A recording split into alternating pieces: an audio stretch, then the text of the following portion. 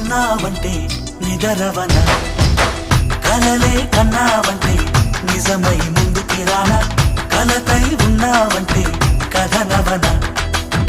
అమ్మలో ఉండే సగం అక్షరం నేనే, నాన్నలో రెండో సగం లక్షణం నేనే. అమ్మ తోడు నాన్న తోడు అన్ని నీకు అన్నే చూడు, చెల్లిపోని బంధం నేనమ్మ.